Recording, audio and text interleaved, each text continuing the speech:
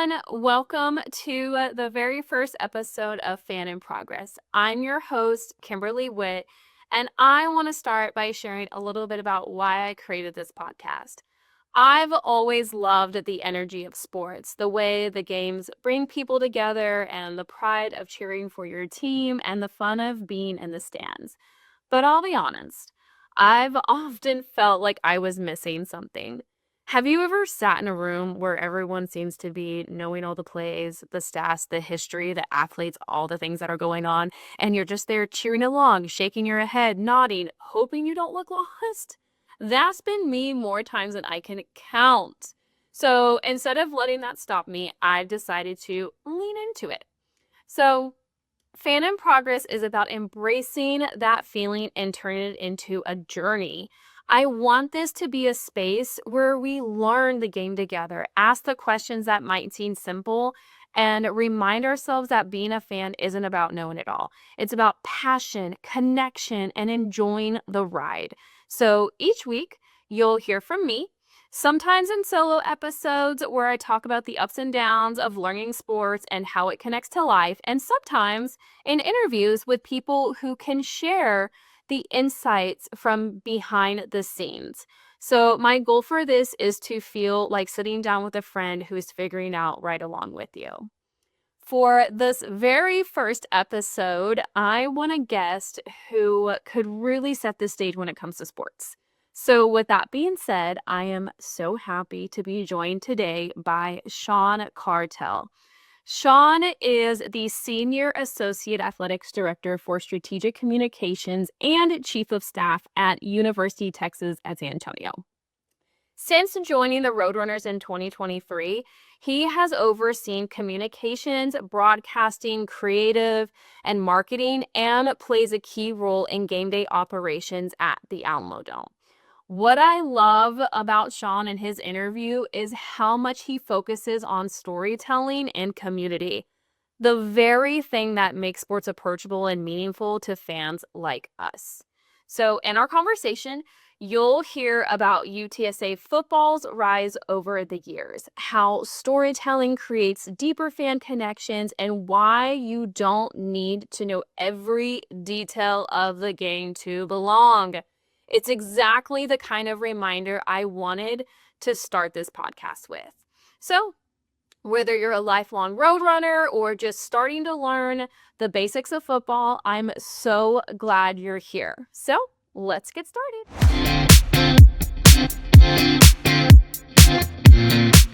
Sean, thank you so much for being here today and joining me on my podcast. I love sports, and I have to admit, I don't know a lot about them. I'm learning as I go. The whole point of this is that I want to know more and ask the questions that seem so simplistic and give that to other people as well.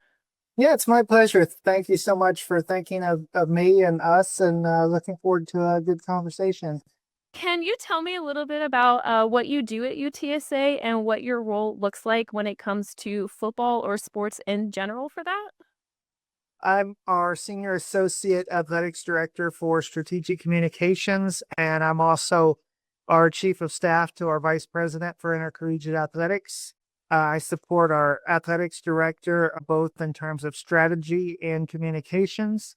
I oversee four of our departments here within athletics: broadcasting, communications, creative, and marketing. And then I also oversee our game day operations for football at the Alamodome. That is so cool. Football over there has come such a long way over the years. When I attended the University of Texas at San Antonio, it was when for football program really took off. It started back in 2011 that it really kicked off for football.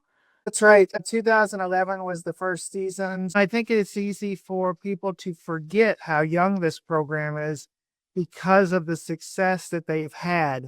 5 consecutive bowl appearances, 2 consecutive bowl wins, a couple of conference championships in the last 5 years. Most programs that are this young have not had the success that UTSA has had. The entire athletics program has really been on an impressive trajectory with Dr. Lisa Campos as our vice president, as well as Coach Traylor, who's been our head football coach since 2020. So A lot of excitement around here. We would like to be the most innovative brand in college sports. My friend from high school actually was on the football team when it first started, so I remember when it all kicked off and even, like, watching it on TV when it first started, it wasn't really, like, out there or on the big channels and media channels and stuff. It's really grown a lot, and I'm really proud to see how far they've come in such a short amount of time.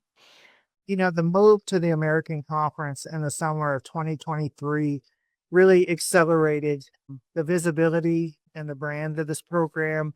And the brand has just really taken off. We hear from our head coaches of all of our sports that 5 or 6 years ago, they go recruiting and they'd be in the airport and they'd have the gear with the bird head on it. And people would ask, what is that? Or what is UTSA? And they go now and they're recruiting and they're in the airport and they'll get the birds up. People recognize UTSA and are familiar with the brand from the success that the programs have had and some of the innovative things that have been done here. It just in general, seeing how much the school, the campus, the college in general has grown is just phenomenal. How do you think that, like, the culture of UTSA really helps newer or casual fans feel included? So we want to be San Antonio's nationally recognized NCAA Division One program that changes the lives of our student athletes. And that's so incredibly important. One of our hashtags and one of our sayings is let's go 210. And that really kind of alludes to this area, this city, this county. When we win, San Antonio wins. So the university, the athletics department, and the community really enjoy a strong symbiotic relationship for sure. The city of San Antonio is part of our culture and our identity. What makes UTSA so unique is that about 45% of our student population is first generation, and 33% or so of our student athlete population is first generation, really making a difference through athletics. A lot of our student athletes here may not have had the opportunity to attend college, whether it be scholarship here or the opportunity to compete in sports that opened a door for them, whether it was financial or just kind of opening their eyes to the possibilities that exist. These student athletes are going to graduate and they're going to become part of this community for a long time. It's kinda like wanting to be the football of San Antonio, kinda like how the Spurs are for San Antonio and, like, calling yourself the 2-1, and you can kinda put a little bit in there because Tim Duncan's number was 21. So, what are some strategies that your team uses to make football feel approachable for fans who might not know all the technical details? Yeah, I think for us, whether it's football or any sport, we placed a heavy emphasis on storytelling. So to capture the attention of the community, whether they're longtime sports fans or they're new to sports, it was really to connect them with our student athletes. And so we really tried to tell their stories. And I think that's the biggest thing is to make the connection between who our student athletes are as people and to the community and not just athletes. While we are communicating out, "Oh, here are the scores, here are the stats, those kinds of things. We know to really create a fan base, the fans are going to have a personal connection. We've invested heavily in the creative areas, not just the storytelling, but the behind the scenes, the hype videos, that kind of stuff to really share who our student athletes are as people. And I think that makes all the difference. Really getting the whole picture of who they are draws our community to our student athletes. It really shows how it builds that lasting engagement for fans by connecting storytelling and culture along with highlighting the stats and all that stuff. So it's a good balance for both to have that to show not just, oh, this player's doing all these great stats and stuff, and here's all this, but actually the storytelling of behind the scenes that really makes that lasting impression on fans. We really try to lean into the traditions that exist here within San Antonio and Bexar County in our community. We always have a Hispanic Heritage football game, saluting hometown heroes. All the different groups of heroes that support San Antonio are really important to us to recognize and to bring into what we're doing. And we bring them to the games and recognize them and celebrate them. This is Military City, USA. I was just gonna say that. So if you come to any of our games, there's always a recognition for any service members or veterans in attendance to stand and be recognized. Our Salute to Service football game every year is one of the fan favorites that they look forward to every year. So not only are we trying to share the stories of our student athletes, but we're trying to share the stories of our community as well. So all those kind of moments where we get an opportunity to recognize the heroes in our community, pretty special. That's awesome. I used to live in San Antonio. That's where I'm from. I actually grew up in the town Bandera. I know all about it. I was like, yes, San Antonio is known as Military USA. I was born at Lackland. My family was Air Force. It's a great community. And I love that you guys also give football tickets now. So you've also worked on a lot of creative projects, both at UTSA and elsewhere, which is so phenomenal. So is there any campaign or piece of content that is really connected with fans, and what made it work? Yeah, I think we did. This is not football related, but our women's basketball team had a phenomenal year last year, won the American Conference. Yes. We had two senior stars, Jordan Jenkins and Nina De Leon Negron. So we had an opportunity where the stars aligned, and when you're in communications and marketing, everything doesn't always line up perfectly, but it did on this day. So on our senior day last year was the opportunity, their last games here in the Convocation Center. We were trying to break our all-time attendance record. With a win, we would have broken the school record for wins, and then we won the American Conference outright all on one day. That is so cool. Yeah, and the campaign we did, we called it The Last Dance and kind of tried to model the docu-series that was done on Michael Jordan. And so we created some similar elements because we had our own Jordan Jenkins, who was a fan favorite and one of the best players to ever play here. And so we really leaned into that. We had our largest crowd in school history at 2,250 fans. And we were able to shoot confetti and cut down the nets at the end of the game. So it just kind of all aligned. And so that's probably one of my favorite memories and projects that I've worked on. Oh yeah, how could it not be? Especially like when all that's happening at once, you're just like, this is just amazing. It's too good to be true. That would be a memory that would stick with me for sure. Love when the stars align. No doubt. It really helps quite a bit. Do you ever think that communication and broadcasting it kind of overlap when it comes to making football exciting to fans or sports in general? Oh, absolutely, no doubt. I mean, our communications team here for football, led by Kyle Stevens, who's been a part of our program since the early 2000s. He is the only football communications director in UTSA history. So he's been there for it all. And when you talk about broadcasting, he is in touch from the Sunday before a game with the broadcast crew from that week. He is preparing game notes and materials, sending them news clippings and feature stories on our student athletes. He sets up calls between our head coach and several of our star players and the broadcast crew. And he's kind of walking them through it throughout the week. And so communications is an important part of preparing broadcasters and helping them be ready to tell the story. So if you're a really effective communications director for a football program like Kyle certainly is, then you are really enhancing the broadcast. So for your communications person to really prepare the broadcasters is huge for your, not just your athletics program, your university and your enrollment at a whole. So Yeah. definitely they work hand in hand very much. So, kind of following up on broadcasting, what are some skills and habits that you would recommend focusing on for someone like me or any of those who are trying to get into that career field? Yeah, absolutely. Number one, and this is probably something people don't think about a ton anymore, but really having the ability to write is very, very important. To research and prepare, to create good notes, to create good spotting charts, writing scripts, preparing for interviews, those kinds of things. So that would be number one. I think work ethic is incredibly important. These jobs are fun, but we are working in an industry that when you're in this field, whether it's broadcasting or administration or communications, you are working during other people's entertainment hours. So being able to work those long hours out where people have the work ethic and really love it, because it is fun. But if you're just somebody who gets into it because you like sport, that's probably not going to be enough to carry you through the long hours. When you first start out, you're probably doing a lot of volunteer work. You're doing some internships and you're doing some jobs where the pay is probably pretty low.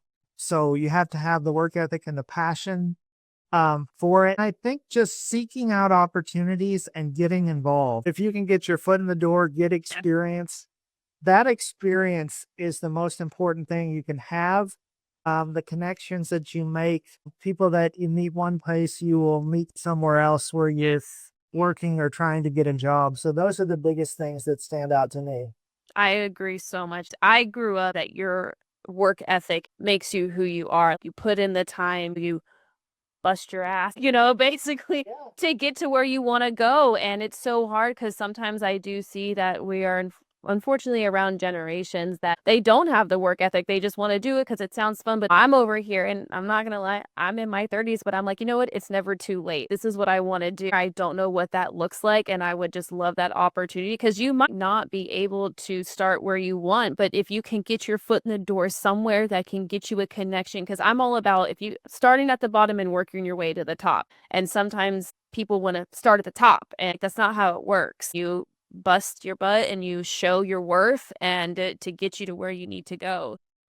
Yeah, I agree with that. And I think the other thing that I've learned over time is everybody wants to advance quickly, and it's a great thing, but the experiences along the way that you pick up are going to help you when you're in those more senior roles. And if you skip those steps along the way, there may be some knowledge that you miss, or there may be some things that you learned along the way you should avoid that you missed that lesson too. So it's really kind of valuable to work your way up. So, what advice would you give people who are still learning about football and sports? Because, like, sometimes for me, I'm like, I know you pass the ball, you get the touchdown, you kick off for the field goal, but then people come in, well, what about the 2-point conversion? Why do they do that? I'm like, I don't know. So, what's some advice that you would give people that are still learning to kind of get more involved? Well, here's the thing I would say, first of all, is just because you may not know all the intricacies, it doesn't make you any less of a fan than somebody who does. I mean, this is all about enjoying yourself, enjoying the event, enjoying the team and the athletes that are there. So I would start there. You know, you're as much of a fan as anyone else.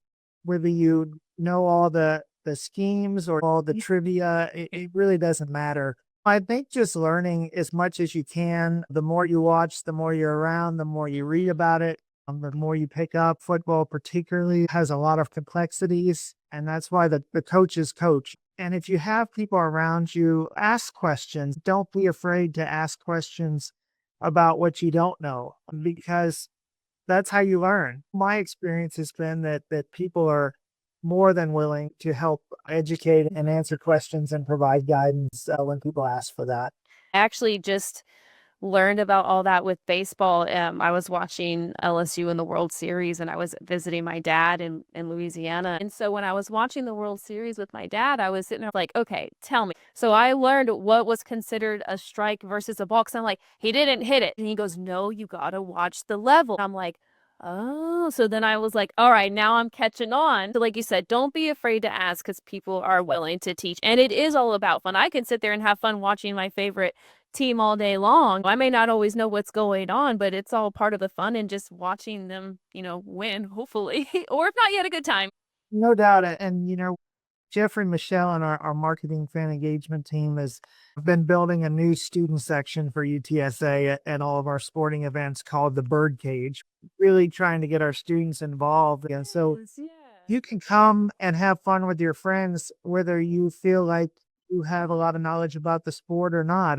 Many of our home sporting events will have activations that are related to the community, or they're related to something fun that may not be tied to the sport. So really, there's probably something at one of our sporting events that will interest you in being there, whether it's what takes place on the field or court or something else. Yeah, it's all about connecting and making everyone feel included. And it sounds like you guys are really hitting the nail on the head there. I know you get interviewed a lot. Is there anything during your interviews or anything you've done you wish that people would ask you that they don't? The thing that I don't get to talk enough about is we have a really incredible team here that work in the area that I am fortunate enough to lead. There's so many unsung heroes and they work so many hours, and I just wish they would get more recognition for Yeah. the work they do. There's so much behind the scenes that go into running a sporting event or creating a successful event. It's just a phenomenal team of people that I get to enjoy working with every day. And I probably don't get asked about that enough. And I just can't say enough great things about them. It's always nice to have a really good team. It really helps making your work more enjoyable. Thank you so much for your time again. I really, really appreciate it. It's been so helpful and a lot of fun, and I've learned it so much that I didn't even realize. And so this has just been the best way for people to get to know more about UTSA athletics and football. Well, I've enjoyed it as well. Thank you for a great conversation. Thank you. What's the best way that people can follow UTSA athletics to stay connected with Roadrunner football? Sure. So our entire athletics department, we are UTSA Athletics on Twitter, Facebook, and Instagram. And then our football program is UTSA FTBL on Twitter, Facebook, and Instagram. So you can follow our successes of our sports programs and also get to learn the stories of who our student athletes are as people. Awesome. I love it. Thank you again so much. All right, guys, welcome back. And thank you for joining me on that conversation with Sean. I loved getting to hear his perspective on how UTSA athletics and how much storytelling and community play a role in sports. For me, it was such a reminder of why I started Fan in Progress in the first place. Because being a fan isn't about knowing every single detail, every rule, every stat, every athlete. It's about connecting with the stories and the energy and the people behind the game. It's about the passion we feel of being a part of something bigger and knowing everything that goes in behind that. There was so much in the interview that I wish I had time to share it all with you today, but maybe I could do that in the future. So here are just a few of my favorite takeaways from our talk today that I had. So UTSA's growth has been incredible. In just over a decade, the program has gone from brand new to nationally recognized. They started in the Western Conference and they have grown into the American Conference, which is just sensational in just a matter of a few years. Storytelling makes all the difference. Yes, the stats matter, but the people and their stories are what really connects fans. These athletes and what they do behind the scenes is so much. They are people too, and it's so important. And also the community as well. Passion matters more than perfection. And I don't want you to forget that. You don't have to know everything to belong. And that's exactly what this podcast is about. So if you want to keep up with UTSA Athletics, you can follow them on Twitter, Facebook, Instagram at UTSA Athletics. And you can also follow UTSA Football specifically at UTSA FTBL. And most importantly, thank you guys so much for tuning into my very first episode of Fan in Progress. If you liked what you heard, please subscribe on YouTube and wherever you follow your podcast, because I'm going to be posting there as well. So share this with a friend who's also figuring sports out as they go, because that's what we're here for. This is just the beginning, and I'll be bringing you more interviews, lessons, and solo episodes about the ups and downs of being a fan. Again, I'm Kimberlee Whitt, and until next time, keep cheering, learning, and remember, we're all fans in progress. Bye.